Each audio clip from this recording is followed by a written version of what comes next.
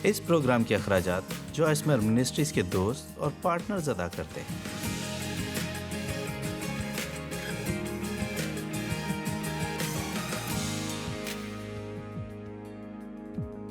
آج میرے ساتھ رہنے کا شکریہ۔ میں بہت خوش ہوں کہ آپ خدا کے کلام سے اس قدر محبت کرتے ہیں کہ آپ در حقیقت بیٹھ کر ایک ٹی وی پروگرام دیکھتے ہیں جو کہ صرف خدا کے کلام کے متعلق ہے۔ آپ جانتے ہیں میں نے کل رات ایک خواب دیکھا کہ میں آج احساس جرم کے متعلق سکھانے والی ہوں، اور یہ وہ نہیں تھا جو میں سکھانے والی تھی۔ اور بہت مرتبہ جب میں خواب دیکھتی ہوں، سچ کہوں تو اگلی صبح میں انہیں بھول جاتی ہوں، لیکن جب میں آج صبح جاگی تو کچھ دیر کے بعد یہ مجھے دوبارہ یاد آیا، اور مجھے واقعی محسوس ہوا کہ خدا مجھ سے بات کر رہا تھا۔ وہ چاہتا تھا کہ میں آج احساس جرم کے متعلق سکھاؤں۔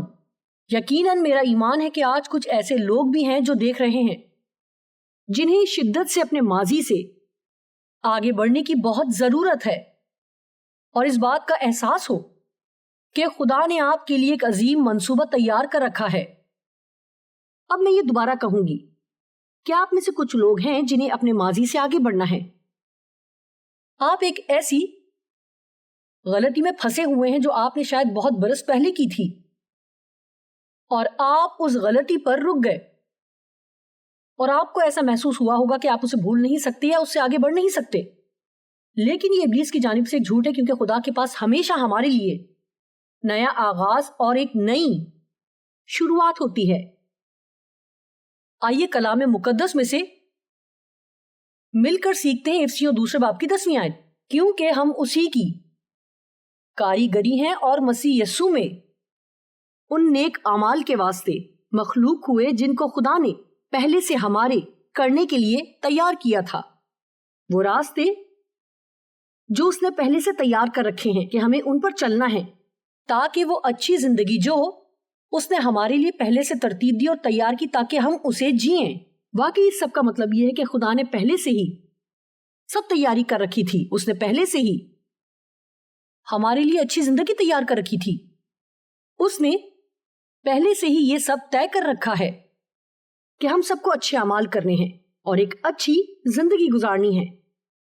مگر آپ جانتے ہیں، صرف اس لیے کہ خدا نے پہلے ہی سب کچھ طے کر رکھا ہے، یا وہ یہ سب طے کر لیتا ہے جو وہ چاہتا ہے، لیکن پھر بھی ہمیں اپنے حصے کا کام کرنا ہوتا ہے۔ میں ہمیشہ یہ کہتی ہوں کہ خدا کے کلام میں ہر بات صرف مثبت ہی نہیں بلکہ ایک موقع بھی ہے۔ یہ آپ کے لیے ایک موقع ہے کہ آپ ایک شاندار زندگی جئیں، کیونکہ خدا نے کہا کہ آپ ایسا کر سکتے ہیں، اور اب آپ کے لیے موقع ہے کہ اچھے اور بھلے کام کریں اور ایک زبردست زندگی گزاریں، لیکن آپ کو وہ حصہ کرنا ہے جو خدا آپ کو کرنے کو دیتا ہے۔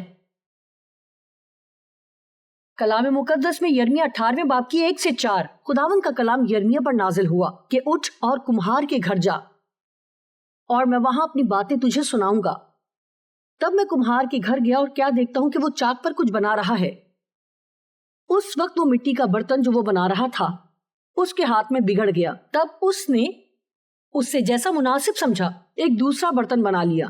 آپ جانتے ہیں یہ ہم سب جیسا ہے، میرا مطلب ہم سب ہی بگڑے ہوئے ہیں گناہ اور برے کام کر کے، اور جیسا کہ لکھا ہے ہم سب نے گناہ کیا اور خدا کے جلال سے محروم ہیں، لیکن ہم سب توبہ کر سکتے ہیں، اور اس کا مطلب ہے پلٹ جانا اور ایک نئی سمت میں چلنا۔ اس کا صرف یہ مطلب نہیں ہے کہ آپ معافی مانگیں کہ آپ نے کچھ برا کیا، آپ سے کچھ برا ہوا اور آپ کو اس کے لیے معافی مانگنے کی ضرورت ہے، لیکن اس کے بجائے آپ کو پلٹنا ہوگا اور ایک نئی سمت میں چلنا ہوگا۔ اور اس سے قطع نظر کہ آپ نے اپنی زندگی میں کتنی غلطیاں کی ہیں، لیکن خدا معاف کرنے والا خدا ہے۔ وہ کبھی معاف کرنے سے تھکتا نہیں، اس کا رحم کبھی کم نہیں پڑتا۔ اور اگر آپ اس وقت پلٹنے اور درست کام کرنے کے لیے تیار ہیں، آپ ماضی کی گئی غلطیوں کو دور کر سکتے ہیں، اس اچھی زندگی کو جی سکتے ہیں جو خدا نے آپ کے لیے پہلے سے تیار کر رکھی ہے۔ اب دیکھتے ہیں 2 کرنتھیوں 5:17۔ یہاں لکھا ہے، اس لیے اگر کوئی مسیح میں ہے، اب مسیح میں ہونے کا مطلب ہے کہ آپ نے اسے اپنا خداوند اور نجات دہندہ قبول کر لیا ہے، اور آپ کا ایمان ہے کہ خدا نے یسوع کو بھیجا، اور یہ کہ اس نے آپ کے گناہوں کی خاطر صلیب پر اپنی جان دی، آپ کے، میرے اور سب کے گناہوں کا کفارہ دیا۔ اس نے وہ سزا اٹھائی جس کے مستحق ہم تھے، اور آپ کا ایمان ہے کہ وہ آپ کی خاطر ہوا اور وہ مردوں میں سے جی اٹھا اور اس نے آپ کے لیے ایک اچھی اور بہترین زندگی کی راہ تیار کی۔ تو اگر آپ مسیح میں ہیں، لکھا ہے کہ تو وہ نیا مخلوق ہے، پرانی چیزیں جاتی رہیں، دیکھو وہ نئی ہو گئی۔ اور آپ کہیں گے جی جوائس، جو بھی غلطیاں میں نے کی وہ میں نے مسیحی ہونے کے بعد کی ہیں۔ جی، یہی اچھا منصوبہ خدا نے آپ کے لیے تیار کر رکھا ہے۔ آپ کو ابھی بھی معافی مل سکتی ہے، آپ نئی شروعات کر سکتے ہیں، آپ ابھی بھی دوبارہ آغاز کر سکتے ہیں۔ آج کسی کو آزاد ہونے کی ضرورت ہے اور آپ کو کہنے کی ضرورت ہے خدا حافظ احساس جرم، خدا حافظ۔ اب میں اپنی زندگی احساس جرم میں ضائع نہیں کروں گی۔ سنیں، احساس جرم سے کچھ بھی تبدیل نہیں ہوتا۔ بائبل میں یسایہ میں لکھا ہے کہ یسوع نے ہمارے گناہوں کا کفارہ ادا کیا اور احساس جرم کو ختم کر دیا۔ اگر گناہ معاف کر دیا گیا ہے تو بائبل کہتی ہے کہ یہ اتنا دور ہے جیسے پورا پچھم سے دور ہے، جس کا مطلب ہے کہ اب آپ اسے نہیں ڈھونڈ پائیں گے۔ خدا صرف گناہوں کو معاف نہیں کرتا بلکہ انہیں بھول بھی جاتا ہے اور انہیں اتنا دور کر دیتا ہے جیسے پورا پچھم سے دور ہے۔ تو اب مزید گناہ ہے ہی نہیں، تو احساس جرم بھی نہیں رہ سکتا۔ رومیو 8 باب کی پہلی آیت میں لکھا ہے، پس اب جو مسیح یسوع میں ہے ان پر سزا کا حکم نہیں۔ آپ جانتے ہیں میں بہت بری طرح احساس جرم کا شکار تھی۔ میرے والد نے میرے ساتھ جنسی زیادتی کی اور کسی نہ کسی طرح دشمن نے میرے بچکانہ ذہن کو قائل کیا کہ یہ میرا قصور تھا۔ میں اس احساس کو اپنے ساتھ لے کر چلتی رہی اور یہ میری عادت بن گئی۔ اگر میں غلط محسوس نہیں کرتی تھی تو میں درست محسوس بھی نہیں کر سکتی تھی۔ ان باتوں کو سوچ کر میں خود کو ہمیشہ مجرم تصور کرتی۔ ہر روز کوئی نئی چیز مجھے احساس جرم میں مبتلا کرتی تھی، کیونکہ مجھے احساس جرم کی عادت تھی اور میں اپنی زندگی سے لطف نہ اٹھا کر اپنے آپ کو سزا دیتی تھی۔ میں یہ سوچتی تھی کہ جب تک میں کام کر رہی ہوں تو شاید ان کاموں کی وجہ سے خدا مجھ سے خوش رہے، لیکن میں بالکل بھی اپنی زندگی یا خود سے لطف اندوز ہونے کے بارے میں نہیں سوچ سکتی تھی۔ یقیناً بہت سے لوگ احساس جرم میں رہنے کے عادی ہیں۔ یہ لوگوں کے لیے ایک بڑا مسئلہ ہے، احساس جرم اور ملامت اور شرمندگی۔ آپ اس پر شرمندہ ہو سکتے ہیں جو آپ نے کیا، لیکن آپ کو کبھی بھی خود پر شرمندہ نہیں ہونا چاہیے۔ آپ جانتے ہیں وہ لوگ جو روحانی طور پر مضبوط ہیں، ان سے غلطی ہو سکتی ہے، لیکن وہ اعتراف کر کے اسے قبول کرتے ہیں، اس کے لیے معافی مانگتے ہیں، پچھتاتے ہیں، ایک نئی سمت میں چلنے کے لیے تیار رہتے ہیں اور احساس جرم کو خدا حافظ کہتے ہیں۔ وہ اس احساس جرم کو اپنے ساتھ لیے نہیں پھرتے۔ آپ کہتے ہیں جوائس میں احساس جرم میں مبتلا ہوں۔ آج ہم اسی بارے میں بات کریں گے۔ کیا آپ اپنے جذبات کے خدا پر ایمان رکھیں گے یا بائبل کے خدا پر؟ یہ ہمارے لیے ایک بہت بڑا مسئلہ ہے۔ مجھے ایسے لگتا ہے، ویسے لگتا ہے، ایسے لگتا ہے۔ بائبل ہمیں کبھی بھی اپنے جذبات کی رہنمائی میں چلنا نہیں سکھاتی۔ ہمیں خدا کے کلام کی رہنمائی میں چلنا ہے۔ اور آپ جانتے ہیں میرے فیصلے کرنے کے بعد بھی، کیونکہ میں نے صرف خدا کے کلام سے سادگی سے سیکھا کہ احساس جرم سے مجھے کوئی فائدہ نہیں ہو رہا۔ یہ کچھ ایسا نہیں تھا جو خدا میرے لیے چاہتا تھا۔ میں جانتی تھی کہ میں نے سچے دل سے توبہ کی ہے، میں اپنی غلطیوں کے لیے معافی مانگ کر تب بھی احساس جرم میں مبتلا تھی۔ لیکن ایک چیز جو میں نے کی وہ یہ تھی، میں کہتی تھی، جب میں احساس جرم محسوس کرتی تو میں کہتی تھی کہ میں معاف کی گئی ہوں اور احساس جرم دور کر دیا گیا ہے اور مکمل طور پر دھو دیا گیا ہے۔ اور آپ جانتے ہیں یہ ایک طریقہ ہے جس سے آپ ابلیس کا مقابلہ کرتے ہیں۔ یہ خدا نہیں ہے جو آپ کو کہہ رہا ہے کہ آپ مجرم ہیں، بلکہ دشمن آپ کو یہ کہہ رہا ہے کہ آپ مجرم ہیں۔ وہ نہیں چاہتا کہ آپ اپنی زندگی سے لطف اندوز ہوں۔ احساس جرم کچھ بھی ٹھیک نہیں کرتا، چاہے آپ کتنا ہی برا محسوس کیوں نہ کریں، لیکن یہ کبھی بھی آپ کے گناہوں کے کفارے کے لیے کافی نہیں ہوگا۔ یسوع نے آپ کے گناہوں کا کفارہ ادا کیا اور کسی اور قربانی کی ضرورت نہیں رہی۔ وہی واحد قربانی تھی جسے ادا کرنا ضروری تھا۔ اب یاد رکھیں، پچھتاوے کے معنی ہے مڑ جانا اور دوسری سمت میں چلنا۔ آج آپ کے پاس ایک نئے آغاز کا موقع ہے، اور اگر آج آپ کوئی غلطی کرتے ہیں تو کل کے پاس ایک نئے آغاز کا ایک اور موقع ہوگا۔ ہمارے پاس ایک نئے آغاز کا موقع ہے. ہم روح القدس کے کام کرنے کے لیے ایک نئی روحانی مٹی بن جاتے ہیں. روح القدس ہم میں کام کرنا چاہتا ہے، لیکن ہمیں بھی اس کے ساتھ کام کرنے کے لیے تیار رہنا ہے. جیسا کہ میں نے کہا، خدا کا مقصد ہمارے لیے صرف مثبت ہی نہیں بلکہ ایک موقع بھی ہے. خدا ہمیشہ اپنا کام کرے گا، اور اگر آپ بھی اپنے حصے کا کام کریں گے تو آپ اور خدا ایک ساتھ زندگی کو کامیاب بنائیں گے. لوکا 18:27 میں لکھا ہے، جو انسان سے نہیں ہو سکتا وہ خدا سے ہو سکتا ہے. اب میں آپ کو کچھ بتانا چاہتی ہوں. آپ نے اتنا زیادہ گناہ نہیں کیا. آپ نے کچھ ایسا نہیں کیا ہوگا جو کہ اتنا برا ہو کہ خدا اسے معاف نہ کر سکے اور اسے دھو نہ سکے. واحد چیز جو آپ اپنی غلطیوں سے کر سکتے ہیں وہ ہے ان سے سیکھنا اور ایک ہی غلطی بار بار نہ کرنا. خدا ہمیں نئی شروعات دیتا ہے اور ہمیں اسے ایمان رکھتے ہوئے قبول کرنا ہے. وہ اب ہمارے ماضی کے گناہوں کو یاد یا ہمارے خلاف نہیں رکھتا، اور ہمیں بھی اسے بھولنے کی ضرورت ہے. آپ میں سے کچھ کو خود کو معاف کرنے کی ضرورت ہے، اور یہ کہنے کا ایک اور طریقہ یہ ہے کہ آپ کو خدا کی معافی حاصل کرنے کی ضرورت ہے. جب میں ایک نئی مسیحی تھی، ڈیو اور میری شادی کو کچھ ہی سال ہوئے تھے، اور ہر رات میں اپنے بستر پر گھٹنے ٹیکتی تھی اور معافی کے لیے دعا کرتی تھی. اور میں انہی گناہوں کے بارے میں بار بار بات کرتی تھی، اور میں تب خدا کا جواب سننے کی عادی نہیں تھی. یہ میرے لیے ایک نئی چیز تھی. مگر میں نے خدا کو اپنے دل میں بات کرتے سنا کہ جوائس، میں نے تجھے پہلی مرتبہ ہی معاف کر دیا تھا، اب تجھے خود کو معاف کرنے کی ضرورت ہے. دیکھیں، میں آج آپ میں سے ان لوگوں سے بات کر رہی ہوں جو خدا سے معافی کے طلبگار ہیں، لیکن آپ کو یہ کبھی حاصل نہیں ہوئی. آپ احساس جرم میں مبتلا رہتے ہیں، اور یہ واقعی آپ کی زندگی خراب کر رہا ہے. خدا چاہتا ہے کہ آپ آج اس جگہ سے آزاد ہو جائیں جہاں پر آپ پھنسے ہوئے ہیں. یاد رکھیں، کوئی بھی گناہ اتنا بڑا نہیں ہے جسے خدا معاف نہیں کر سکتا. روح القدس ہمارے لیے گواہی دیتا ہے.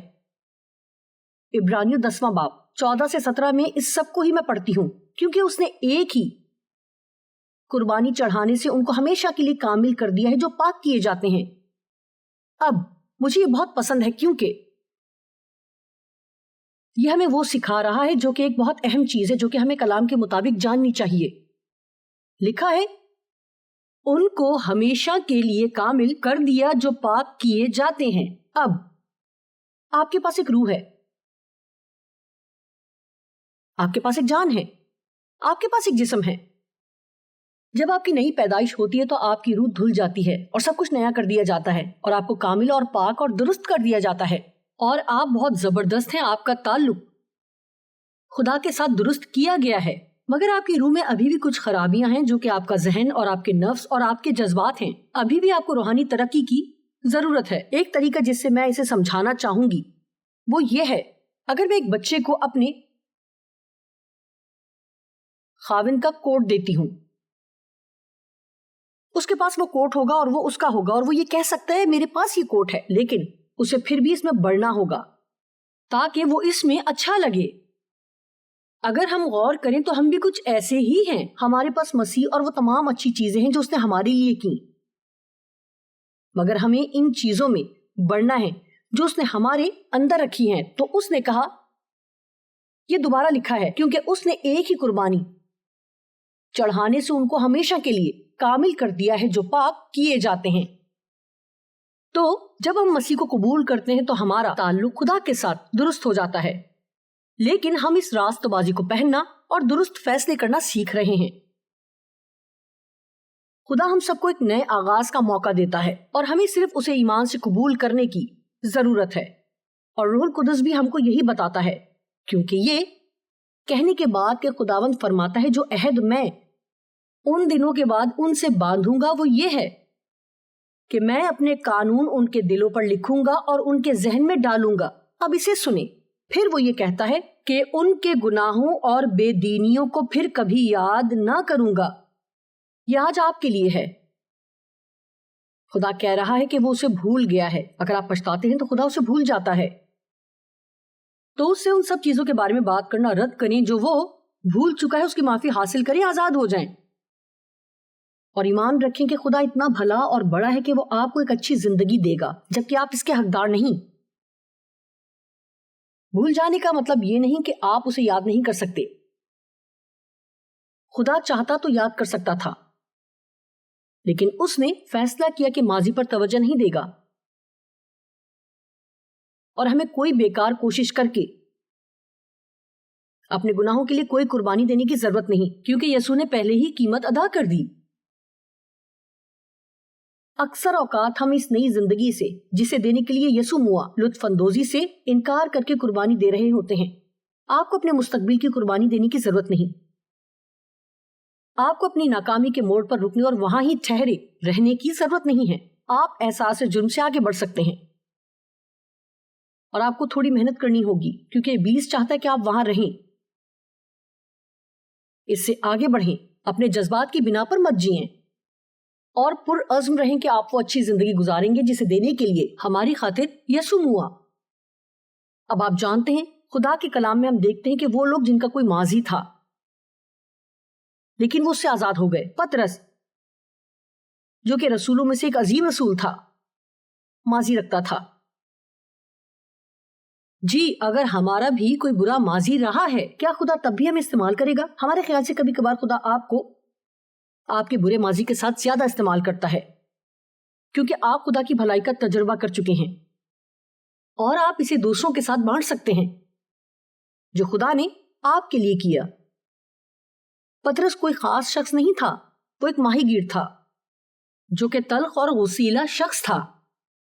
جب یسوع نے اس سے کہا میرے پیچھے چل، اور پطرس نے یک دم اپنا ماہی گیری کا کام چھوڑا اور یسوع کے پیچھے چل پڑا۔ پطرس کا دل صاف تھا، لیکن اس میں کچھ کمزوریاں تھیں۔ ایک خامی جو اس میں تھی وہ یہ تھی کہ وہ مغرور تھا۔ وہ سمجھتا تھا کہ وہ باقی لوگوں سے زیادہ جانتا ہے۔ متی 16 باب کی 22ویں اور 23ویں آیت میں ہم ایک آیت دیکھتے ہیں جس میں یسوع اپنے شاگردوں کو بتاتا ہے کہ اسے اب یروشلم جانا ہے اور دکھ اٹھانے ہیں اور قتل کیے جانے کے لیے تیار ہونا ہے۔ بائبل میں لکھا ہے، اس پر پطرس اس کو الگ لے جا کر ملامت کرنے لگا۔ اب آپ کو کتنا مغرور ہونا ہوگا کہ آپ یسوع کو ملامت کر سکیں؟ میں یہ سوچ نہیں سکتی، مگر پطرس اسے الگ لے جا کر اسے کہنے لگا، اے خداوند، خدا نہ کریے تجھ پر ہرگز نہیں آنے کا۔ وہ جو کہہ رہا تھا کہ تو غلط ہوگا، یہ درست نہیں ہو سکتا۔ اور یسوع نے اس کی طرف دیکھا اور اس سے کہا، اے شیطان، میرے سامنے سے دور ہو۔ وہ در حقیقت پطرس کو ابلیس نہیں کہہ رہا تھا، لیکن وہ جانتا تھا کہ ابلیس پطرس کی کمزوری کے ذریعے کام کر رہا ہے، اور وہ کوشش کر رہا تھا کہ وہ صلیب تک نہ پہنچ سکے۔ اور ہمیں یہ سیکھنے کی ضرورت ہے کہ ابلیس کب ہماری زندگیوں میں کام کر رہا ہے، اور صرف لیٹے نہ رہیں اور اسے اپنے اوپر چلنے دیں، بلکہ ہمیں ابلیس کو نہ کہنا سیکھنا ہے۔ ایک اور موقع تھا جہاں یسوع پطرس کو کہہ رہا تھا کہ اسے دعا کی ضرورت ہے۔ پطرس، میں تیرے واسطے دعا کروں گا۔ اور میرے خیال سے پطرس یہ سوچتا تھا کہ اسے دعا کی ضرورت نہیں ہے۔ اس نے کہا، تو میرا انکار کرے گا؟ اس نے اس سے کہا، اے خداوند، تیرے ساتھ میں قید ہونے بلکہ مرنے کو بھی تیار ہوں۔ یہ اس کا غرور تھا۔ وہ سوچتا تھا کہ وہ باقی لوگوں سے بہتر ہے۔ وہ سوچتا تھا کہ وہ زیادہ مضبوط ہے۔ جانتے ہیں، کسی اور کے گناہ کی طرف دیکھ کر یہ مت سوچے کہ اوہ، میں یہ کبھی نہیں کروں گی، بلکہ ان کے لیے دعا کریں اور کہیں، اے خدا، میری مدد کر تاکہ میں کبھی ایسا نہ کروں۔ جو آپ ہیں، اس سے زیادہ خود کو بلند تر نہ جانیں۔ بالکل، پطرس نے یسوع کا انکار کیا، 1 مرتبہ نہیں، 2 مرتبہ نہیں، بلکہ 3 مرتبہ۔ اور یسوع نے اس سے کہا تھا کہ مرغ کے بانگ دینے سے پہلے تو 3 بار میرا انکار کرے گا۔ اور جب یسوع کو ان کے سامنے پیش کیا گیا جو اسے مصلوب کرنے والے تھے، پطرس نے کہا، میں اسے نہیں جانتا۔ انہوں نے کہا، تو اس کے شاگردوں میں سے ایک ہے۔ نہیں، میں اس آدمی کو نہیں جانتا۔ 3 بار اس نے انکار کیا اور مرغ نے بانگ دی، اور پطرس اداس ہو کر چلا گیا۔ کیا آپ تصور کر سکتے ہیں کہ پطرس کی حالت کیسی ہوگی؟ لیکن اچھی خبر یہ ہے کہ پطرس کو احساس ہو گیا کہ اس نے کیا کیا، اور باہر جا کر زار زار رونے لگا۔ دیکھیں یہی تبدیلی کا وقت ہے. وہ پچھتا رہا تھا, وہ اس کے لیے معافی چاہتا تھا جو اس نے کیا. اور یسوع کے قبر میں رکھنے کے بعد اس کے جی اٹھنے کی صبح مریم مگدلینی اور یعقوب کی ماں مریم اور سلومی نے خوشبودار چیزیں مول لیں تاکہ آ کر اس پر ملیں. اب غور کریں, وہ ہفتے کے پہلے دن بہت سویرے جب سورج نکلا ہی تھا قبر پر آئیں اور آپس میں کہتی تھیں کہ ہمارے لیے پتھر کو قبر کے منہ پر سے کون لڑکائے گا. جب انہوں نے نگاہ کی تو دیکھا کہ پتھر لڑکا ہوا ہے کیونکہ وہ بہت ہی بڑا تھا. اور قبر کے اندر جا کر انہوں نے ایک جوان کو سفید جامہ پہنے ہوئے داہنی طرف بیٹھے دیکھا اور نہایت حیران ہوئی. اور وہ ایک فرشتہ تھا اور اس نے کہا, ایسی حیران نہ ہو, تم یسوع ناصری کو جو مصلوب ہوا تھا ڈھونڈتی ہو. وہ جی اٹھا ہے, وہ یہاں نہیں ہے. دیکھو یہ وہ جگہ ہے جہاں انہوں نے اسے رکھا تھا. اور اب اس کو سنیں, لیکن تم جا کر اس کے شاگردوں اور پترس سے کہو کہ وہ تم سے پہلے گلیل کو جائے گا. مجھے یہ کہانی بہت پسند ہے, مجھے یہ بات بہت پسند ہے کہ اس نے پترس کا نام خاص طور پر لیا. وہ واحد نام تھا, اس نے یہ نہیں کہا جاؤ جا کر یعقوب کو بتاؤ یا جا کر متی کو بتاؤ. اس نے کہا جا کر اس کے شاگردوں اور پترس سے کہو. دیکھیں پترس کو اس موقع پر شاید ایسا محسوس ہوا ہو کہ اسے شاید ایسا محسوس ہوا ہوگا کہ یسوع کو اب جو بھی کہا ہے وہ پترس سے کبھی نہیں کہے گا. لیکن بالکل اسی طرح یسوع نے اس دن پترس سے بات کی اور اسے پکارا اور اسے خاص طور پر یہ کہا کہ تم بھی شامل ہو. میں چاہتی ہوں کہ آج آپ جانیں کہ خدا آپ کو شامل کرتا ہے. آپ ہماری زندگی کے لیے بنائے گئے خدا کے منصوبے میں شامل ہیں. آپ ہرگز رد نہیں کیے گئے. اور خوشی کی خبر یہ ہے کہ خدا آپ سے ناراض نہیں ہے, لیکن اب آپ اس کی معافی حاصل کر سکتے ہیں اور اس اچھے منصوبے کے ساتھ آگے بڑھ سکتے ہیں جو اس نے آپ کے لیے بنایا ہے. بائبل میں بہت سے ایسے لوگوں کا ذکر ہے جنہوں نے غلطیاں کی. بہت سے ایسے لوگ جو اپنے ماضی پر ٹھہر سکتے تھے اور وہ ہرگز کبھی عظیم لوگ نہ بن سکتے جو وہ تھے. داؤد بادشاہ نے بدی اور قتل کیا, بدکاری اور قتل, لیکن پھر بھی اسے معافی حاصل ہوئی جب وہ آخر کار پچھتایا, جس کے لیے 1 سال لگا, جو کہ افسوسناک ہے. آپ جانتے ہیں کبھی کبھار ہم اپنے گناہوں کو نظر انداز کرتے ہیں, لیکن آپ کا گناہ آپ کو ڈھونڈ لے گا. داؤد نے جو کیا اس کی اچھی بات بھی یہی تھی. وہ خدا سے محبت کرتا تھا, وہ برا نہیں تھا, وہ کمزور تھا. اور آپ جانتے ہیں برائی میں اور کمزوری میں فرق ہے. اور داؤد بادشاہ ہی رہا. اس کی بدی کے بعد اس کا گھر کبھی بھی جنگ سے آزاد نہ رہا.